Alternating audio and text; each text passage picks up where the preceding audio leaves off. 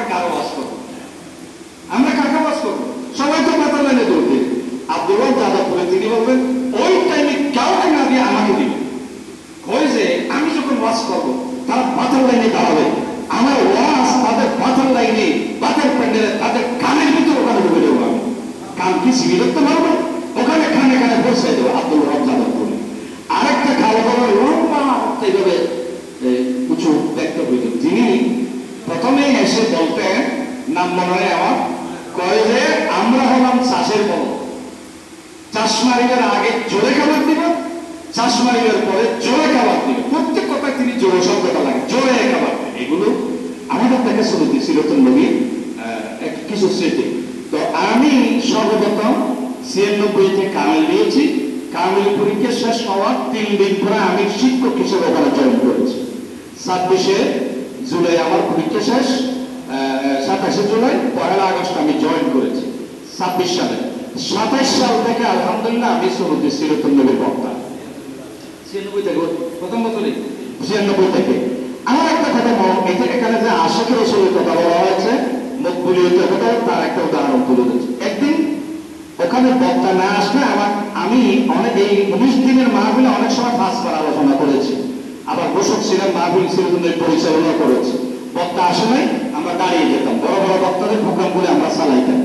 এখন একদিন হঠাৎ করে আমাকে বলা হচ্ছে মাহফিলের শেষের দিন সকালবেলা 9টা করে একটা দার্সুল কোরআন দিতে হয় ওখানে। কয় যে এভাবে দার্সুল কোরআন আপনি দেবেন, এটা বিষয়বস্তু বইয়ের মধ্যে নাই, শিডিউলের মধ্যে। আমি দিলাম ইন্না আতাইনা কাল কাউসার, এই সূরার উপরে। মানুষ একবার ফোন, এই দিন আল্লাহ আমার কি দিয়েছিল আমি নিজেও জানি না। আমি যখন এখানে আল কাউসার, হৌজে কৌশলের কথা যখন আমি বয়ান করেছিলাম, আমি যখন কথা বলে বলছিলাম, আমি যা কথা বলেছি এগুলো আমি জীবনে পড়িনি। তো না বললে তুমি কোথেকে বলেছ? আমি এখানে এই মাহফিলের কবুলিয়তের কথা বলতে চাচ্ছি, যে এখান থেকে অনেক সময় এমন হয়েছে যে বিষয়বস্তু আমার উপর অর্পিত, ওই বিষয়ের উপর যা প্রস্তুতি নিয়েছে ওগুলো ওখানে একটাও বলতে পারে না। আর কিছু নতুন কথা তার সাইডে দামি কথা ওই মঞ্চে দাঁড়াইলে এখানে এলহাম হয়, উপর থেকে না দিয়ে। এলহাম মানে কি জানেন? মেসেজ। আমাদের এখানে মেসেজ আছে না, ওহির দরজা বন্ধ হয়ে গেছে, কিন্তু এলহামের দরজা বন্ধ হয় না। এলহাম আপনাদের করা হয়, আমাদের করা হয়, পিসাদের করা, বুজুর্গ, ছোট বড় সকলের পক্ষে উপরে আল্লাহ তাআলার পক্ষ থেকে এলহাম আসে। তো ওখানে ওইদিন ইন্না আতাইনার উপর তাফসীর করতে গিয়ে, দাস দিতে গিয়ে এমন সব কথা বলেছে আমি নিজে দেখেছি।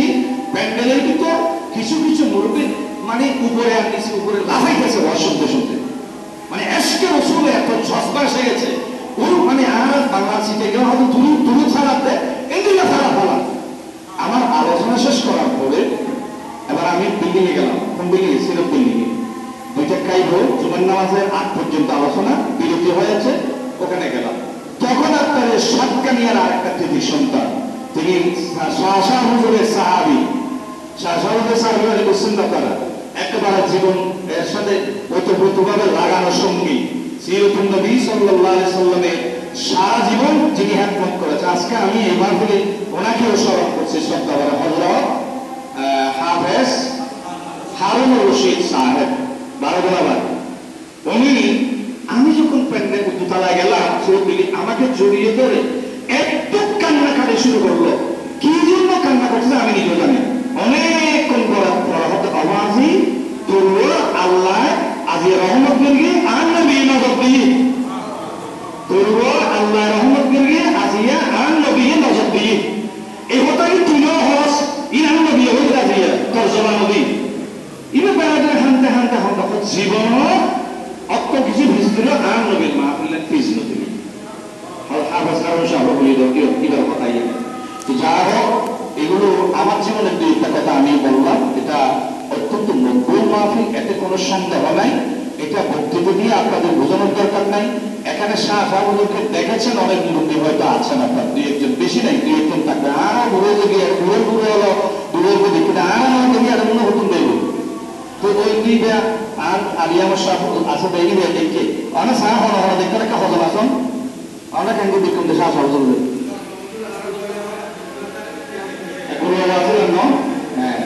আলহামদুলিল্লাহ। 1 জন 2 জন 3 জন 4 জন 5 জন বহুত আছে, ভগবানের কাছে আলহামদুলিল্লাহ। তো এমন সাহাবি আছে, এরা ছিল আলহামদুলিল্লাহ। তো অনেক করামত শাহসাহগুলো আমরা আর তোমরা বেশি জানো, আর তোর বেশি জানো দিল্লি আছে। তারপরেও এরে আমার এই মাহফিলের প্রসার এই প্রোগ্রাম যে লাইভ অনুষ্ঠান হবে, পরে আবার এই প্রোগ্রামকে আরো মডিফাই করে এটা ছেড়ে দেওয়া হবে নেটের মধ্যে। এটা প্রচারের এগুলো একটা মাধ্যম। এই সাংগঠনিক কার্যক্রম এগুলির মাধ্যমে সুন্নতে সিরাতুন নবীকে আরো জৌলুসপূর্ণ করা, আরো সমৃদ্ধ করা, আরো প্রচার করা। প্রচার করতে করতে সব মানুষ মাহফিলে যাবে, অসুবিধা এমন তো কোনো কথা নাই। কিন্তু মাহফিল সিরাতুন নবী সাল্লাল্লাহু আলাইহি ওয়াসাল্লাম যে হচ্ছে রবিউল আউয়ালে 19 দিন ব্যাপী, তার একটা আওয়াজ তো সবখানে উঠবে, এটার আওয়াজ পৃথিবীর চলে যেতে হবে। এই জন্য আমাদের এই মিটিং, আমাদের এই প্রচারণা। এখানে কোন রাগ ডাক না রেখে আরেকটা কথা আমি বলছি, আমরা জামাত ইসলামের অনেক কর্মী এখানে আছেন না, আপনারা রোকন আছেন, কর্মী আছেন, দায়িত্বশীল আছেন। এই সিরাতুন নবীর কাজগুলি আবার জামাতের সাংগঠনিক দায়িত্ব, তাদের গঠনতন্ত্রের মধ্যে এখানে আছে। এগুলো সব, এগুলো যেমন সিরাতুন নবীর সামাজিক দায়িত্ব আজকের এগুলো, আবার জামাত ইসলামের সাংগঠনিক দায়িত্ব। সুবহানাল্লাহ। দেখেন আমাদের কত দিক থেকে এটা এই মাহফিল সম্পৃক্ত, সামাজিক কাজ, নবীর কাজ। তাহলে আপনারা সাংগঠনিক দায়িত্ব সময় লিখতে পারবেন এগুলি। তারপরে এর প্রসার বললে মা উনজিলা ইলাইকা মিন রাব্বিকা, তাবলীগ করো, পৌঁছিয়ে দাও যা তোমার রবের পক্ষ থেকে নাজিল হয়েছে। রবের পক্ষ থেকে যা নাজিল হয়েছে তা দিয়েই সিরাতুন নবীর প্রত্যেকটা বক্তা আলোচনা করে। ওনারা মঞ্চে দাঁড়িয়ে বসে আলোচনা করবেন, আপনারা এই মিটিং মিছিল এগুলোর মাধ্যমে তার ম্যানেজমেন্টের যাবতীয় ব্যবস্থা করবেন। সুতরাং ওনার মুখ দিয়ে কথাগুলো মা উনজিলা ইলাইকা কথাগুলো ওনার মুখ দিয়ে বের হওয়া মানে আপনারা মেশিন, ওটা হলো মাইকের ওই অন্ধা হয়ে যায় মেশিন, আপনারা মানে আপনারাই আপনারা ম্যানেজ করে দেবেন, প্যান্ডেলটা আপনারা তৈরি করে দেবেন, স্টেজটা আপনারা তৈরি করে দেবেন। আপনারাই সবচাইতে দামি করবি সেরকম দেবে, বক্তাইতে দামি করবি নয়। এটাতে মাইকের অন্ধা না, বক্তাইতে মাইকের অন্ধা না। আমরা মাহফিলে দাওয়াত দেওয়ার জন্য আমাদের কাছে যারা আছে আরো আছি, তুমি যদি স্টেডিয়াম তৈরি করে দিলে আর তোমার তৈরি গিয়ে স্টেজে হতা হইতে না, আর মূল্য বেশি নয়, ফুয়াগুলো হস্ত করে মূল্য বেশি। সুতরাং আপনারা সাতকানিয়াবাসী যা এখানে যা কর্মসূচি ঘোষিত হবে, এখান থেকে প্রস্তুতি নিয়ে আপনার 1 টাকা 10,000 টাকা যা দিবেন তা দিয়া মাঠ তৈরি হবে, খাবার তৈরি হবে, সোনারদের তৈরি হবে, প্যান্ডেল তৈরি হবে, লাইটিং হবে, স্টেজ তৈরি হবে। এতগুলো তৈরির ভিতরে একজন বক্তা গিয়ে কথা বলবে, শুধুমাত্র বক্তার বড় অবদান নয়, অবদান হচ্ছে আমাদের আপনাদের। সুতরাং আমরাই সিরাতুন নবীর হত্যাকর্তা, আপনারাই সিরাতুন নবীর হত্যাকর্তা। আপনাদেরকে সিরাতুন নবীর আয়োজন এবং ম্যানেজমেন্টের মুখ্য ভূমিকা পালন করতে হবে। এবং মুখ্য ভূমিকা পালনকারী যদি আমরা হতে পারি, মনে রাখবেন কিয়ামতের দিন কিয়ামতের মাঠে একটা মিছিল হবে। আমি দলিল দিয়ে বলবো কি হবে, মিছিল হবে। আমাদের এখানে কারানিয়ারে মিছিল হবে, সামনের সারিতে কে থাকে, সাধারণ সূত্রে নেতা থাকে, আমাদের নেতা থাকে। কিয়ামতের মাঠে যে মিছিল হবে ওখানে তো আর আমাদের এই টুনকু নেতারা ওখানে থাকবে না, ওখানে থাকবে বিশ্বনবী, বিশ্ব নেতা মুহাম্মদুর রাসূলুল্লাহ। ওই মিছিলের নেতৃত্ব দেবে মুহাম্মদুর রাসূলুল্লাহ। আর মুহাম্মদ রাসূলুল্লাহর কর্মী যারা উম্মত মুহাম্মদী, তারা ওই মিছিলে শামিল হবে। মুহাম্মদের নেতৃত্বে মিছিলে আমরা মিছিল দিয়ে দিয়ে কোথায় যাব? এখানে মিছিল দিলে লালদিঘি সব বাজার থেকে লালদিঘি পার নিউ মার্কেট ওখানে যায়। আর এখানে মিছিল দিয়ে কোথায় কোথায় যাব? ওয়াসিকাল্লাযীনা তাকাউ রাব্বাহুম ইলাল জান্নাতি যুমারা। যুমার মানে মিছিল, দলে দলে দলে কোন দিকে যাবে? জান্নাতের দিকে। মুহাম্মদের নেতৃত্বে মিছিল করে আমরা কোথায় যাব? স্লোগান দিতে দিতে জান্নাতে যাব। তো মুহাম্মদকে ভালোবেসে সিরাতুন নবীর মুখ্য ভূমিকা যদি পালন করতে পারি, তাহলে কিয়ামতের ময়দানে ওই মিছিলের মুখ্য ভূমিকা পালনকারী কর্মী হিসাবে আমরা অবদান করতে পারব।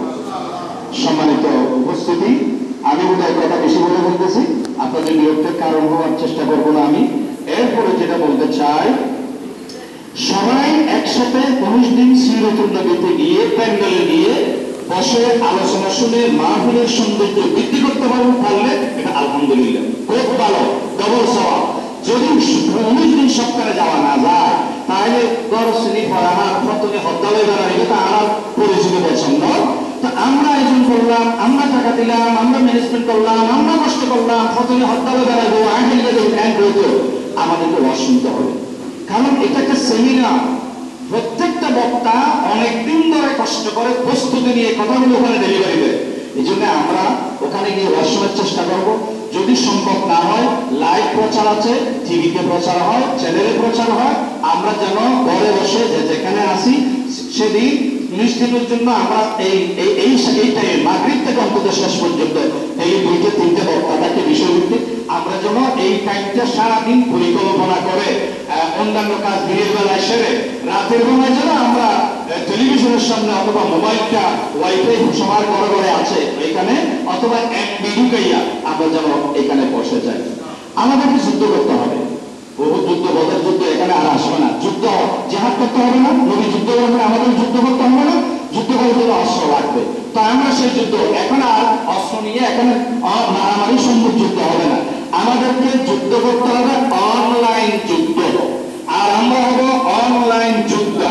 সেখানে অস্ত্র লাগবে, অস্ত্র হবে ইন্টারনেট, সেখানে গুলি ঢুকাইতে হবে, গুলি হচ্ছে এমবি গুলি ঢুকাইয়া ইন্টারনেট অস্ত্রভাবে ব্যবহার করে আমরা অনলাইন যুদ্ধ করব।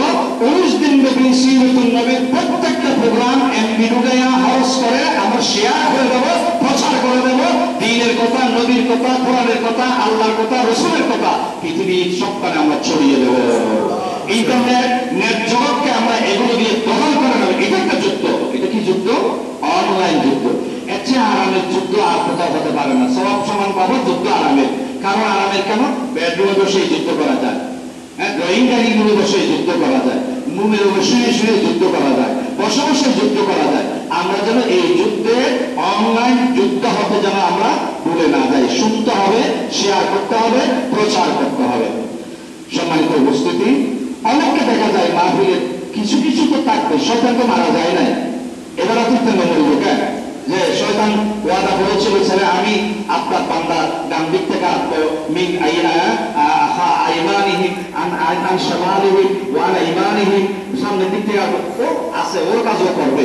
শয়তান কিছু আসবে, শয়তান অনুসারে মাঝে মধ্যে সমালোচনা করে নির্দিষ্ট সিরাতুন নবী। তো সমালোচনাকারীর কিছু হবে না। একটা কথা মনে রাখবেন, আল্লাহ তাআলা যাকে কুদরতের হাত দিয়ে মাথা ধরে উপরের দিকে টানিয়ে দেবে। আবার বলছি, আল্লাহ যার মাথা ধরে উপরের দিকে কুদরতের হাতে টেনে টেনে তুলবে।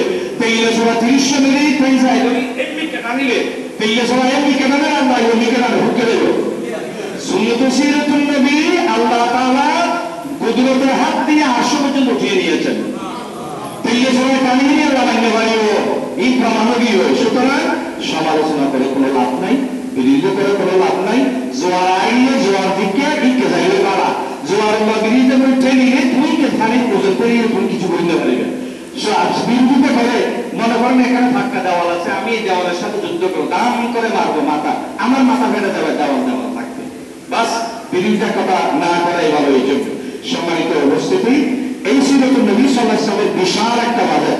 আমি আমার প্রিয় মাজারদের সাথে এক্ষুনি আলোচনা করলাম যে এই বছরে আমার এক বড় সাহেব বলেছেন সোনার ডালের দাম তো গত বছর তোর বাড়বি, ইলির দাম বাড়বি, বাসন দাম বাড়বি, এখানে সুগার লাহরুলের তেলের দাম বাড়বি, গাড়ি ভাড়া বাড়বি, খরচ বাড়ে কমে না। এই বছরের বাজেট হচ্ছে 9.5 কোটি টাকা। 9.5 কোটি টাকা। 9.5 কোটি টাকার ভিতরে যেহেতু বর্ষাকালে মাহফিল হবে, আরেকটা কলম দেখেন, শুটিং বলেন, বর্ষা বলেন, এই কোনদিন এখানে মহানাময় আমার আগে কে বলেছে করোনার কারণে বন্ধ হয় না, এটা শাসন করা হয়, কিন্তু প্রবল বর্ষা ঘূর্ণিঝড়ের কারণে মাহফিল কোনদিন বন্ধ হয়েছে? ঘূর্ণিঝড়ের ভিতরে মাহফিল চলেছে, চলবে। তো বর্ষার ভিতরে মাহফিলটা সুন্দর হওয়ার জন্য এখানে 9.5 কোটি টাকা বাজেটের মধ্যে 25,20,000 পিস ইট লাগবে। ইট এবছর ইট ঘোষণা হবে। আমি কয় হাজার বলেছি? 25,20,000 পিস ইট লাগবে। তা আমরা টাকা দিয়ে যেমন শরীর করতে পারি, যাদের ইট আছে, ইট মিল আছে, আমরা ইট দিতে পারি 10,000, 20,000, 30,000, যে যা পারি আমরা ইট দিতে পারি। তারপরে অনেকে এমনও আছে এই ব্রিক ফিলওয়ালার কাছে টাকা দিয়েছিলাম, আমি তার থেকে টাকার বিনিময়ে ইট নিয়ে বাড়ির ওখানে ঠাড়াই রাখছে, কোনো কাজে আসতে পারে। এই তো সুযোগ পেলাম। এই বছর না হলে আগের বছর তো সিরাতুন নবী তার ইট নেবে না, আগের বছর ইট নেবে, ইটটা বছর বিছানা হয়ে যাবে। তারপরে আরো একটা মজার ব্যাপার দেখেন, এই সিরাতুন নবী টাকা যেগুলো দিবে এটা খরচ হয়ে গেছে, কিন্তু ঈদ দিয়ে যদি কেউ শরীক হয় এটা খরচ হবে। এটা অনেক বছরকে বছর এখানে থাকবে। আপনার বিছানাও ইটের উপর বসে শ্রোতারা ওয়াজ শুনবে, তকরির হবে, এখানে মাহফিল হবে। সুতরাং আমরা টাকা দিয়া ঈদ দিয়া যেভাবে পারি সেইভাবে যেন আমরা এই মাহফিলের শরীক হই। সর্বোপরি আমরা যেন আল্লাহর কাছে এই মাহফিলের সফলতার জন্য দোয়া করি। এই আল্লাহ তাআলা এই ৫৫তম মাহফিলে সিরাতুন নবী সাল্লাল্লাহু আলাইহি ওয়াসাল্লামকে সফল এবং সার্থক করুন। বিশেষ করে বর্ষা মৌসুমের ভিতরে অনেক সময় দেখা গেছে মাহফিলের আগেও বৃষ্টি, মাহফিলের পরেও বৃষ্টি, মাহফিলের সময় আল্লাহ তাআলা সুন্দর সুন্দর পরিবেশ দিয়ে দেন। আল্লাহ তাআলা আবহাওয়া যেন অনুকূল রাখেন এই মুহূর্তে, সেই দোয়া করে সফলতা কামনা করে আল্লাহ দরবারে আমার কথা শেষ করছি। ওয়া মা আলাইনা ইল্লাল বালাগ। আসসালামু আলাইকুম ওয়া রাহমাতুল্লাহ।